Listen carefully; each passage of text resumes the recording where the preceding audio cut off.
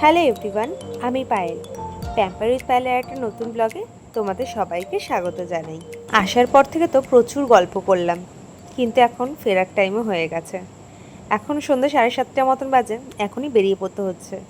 কারণ যেহেতু অনেকটা দূরের রাস্তা, আর মাঝখানে একটা থেকে দুটো তো গ্যাপ নিতেই হবে, কারণ না হলে এতটা রাস্তা একভাবে ওরকম যাওয়া পসিবল না। কারণ আমাদের বাড়ি যেতে যেতে মোটামুটি আমরা ধরে নিয়েছি 2-2:30 বাজবে। মাঝখানে ডিনার সারতে হবে, প্লাস একটুখানি যদি আরেকটা ব্রেক নিই, তো ওর জন্য তাড়াতাড়ি বেরিয়ে পড়া।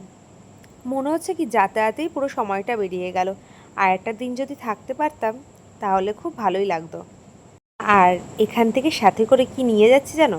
এক তো হচ্ছে ভালোবাসা, সেটা তো একটা উপরি পাওনা বলতে পারো। আর সাথে নিয়ে যাচ্ছি 1 বস্তা মুড়ি। অরিজিৎদাকে বলে রেখেছিলাম যে আমার জন্য মুড়ি রেডি রাখবে। এবার আমি বলেছি 1 বস্তা মুড়ি কিনে রাখবে আমার জন্য, সেটা ভাবতেই পারিনি। গাড়ির মধ্যে রেখে দিয়েছি 1 বস্তা মুড়ি, আর সাথে নিয়ে যাচ্ছি এখান থেকে মেচা সন্দেশ। অরিজিৎদা কিনে রেখেছিল। আর এই মেচা সন্দেশ আমাদের ওইদিকে পাওয়া যায় না, একমাত্র নাকি এই বাঁকুড়া বেলিয়াতোড়েই পাওয়া যায়। আর সত্যি আসার সময় যে কটা মিষ্টির দোকান দেখলাম, ওই সব মিষ্টির দোকানগুলিতে অন্য কোনো মিষ্টি বিক্রি হয় না, শুধুই মেচাই বিক্রি হয়। আর চলো একটা নতুন জিনিস তোমাদের সাথে শেয়ার করি। এই গাছটা দেখেছো কি সুন্দর চকচক চকচক করছে না? পুরো মনে হচ্ছে যেন কতগুলো টুনি বাল্ব ঝুলিয়ে দিয়েছে। আসলে এগুলো সব জোনাকি, এত জোনাকি গাছটার মধ্যে ভর্তি। আর এদিকে ফুল মুন নাইট, চারিদিকে অন্ধকার, কি দারুণ লাগছে। মনে হচ্ছে কি এখানে যদি বেশ কিছুক্ষণ ধরে একটুখানি একদম মানে বন্ধু বান্ধব সবাই মিলে যদি একটু হাঁটা যেত, কি ভালো লাগতো না?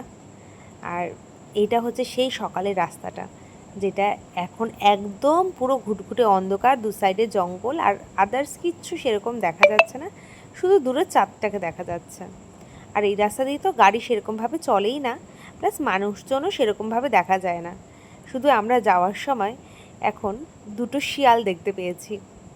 আর এখানে নাকি মাঝে মাঝে হাতি চলে আসে এই জঙ্গলে, তাই একটু বেশ ভয় ভয়ও লাগছিল। এখন একটা ব্রেক নেব আমরা। অনেকক্ষণ ধরেই চা খাওয়ার জন্য মনটা কেমন কেমন করছে। আসলে আজকে তো দুপুরে ঘুমাইনি। অন্যদিন তো আমি সকালবেলা যেহেতু তাড়াতাড়ি উঠি, দুপুরবেলা একটুখানি ঘুমিয়ে নিই। আজকে সেটা হয়নি, তাই বেশ ঘুম ঘুম পাচ্ছে। তবে আমার এখন দরকার ছিল একটা কফি, কিন্তু এখানে কফি পাওয়া যায় না, শুধু চাই রয়েছে। তাই আমি একটু লিকার চা অর্ডার দিয়েছি, যেটা কিন্তু একদম চিনি ছাড়া। আমি চিনি দিয়ে চা খেতে খুব একটা পছন্দ করি না। তো চিনি ছাড়া চা, আর এদিকে রিমোও দুষ্টুমি করছে। চলো আরেকটা জিনিস তোমাদের সাথে শেয়ার করি। এটা শোনার পরে না পুরো মনে হচ্ছে না একদম ছোটোবেলায় ফিরে গেছি। অনেক বছর পরে এই আওয়াজটা আবার শুনতে পাচ্ছিলাম। দাঁড়াও দেখাচ্ছি।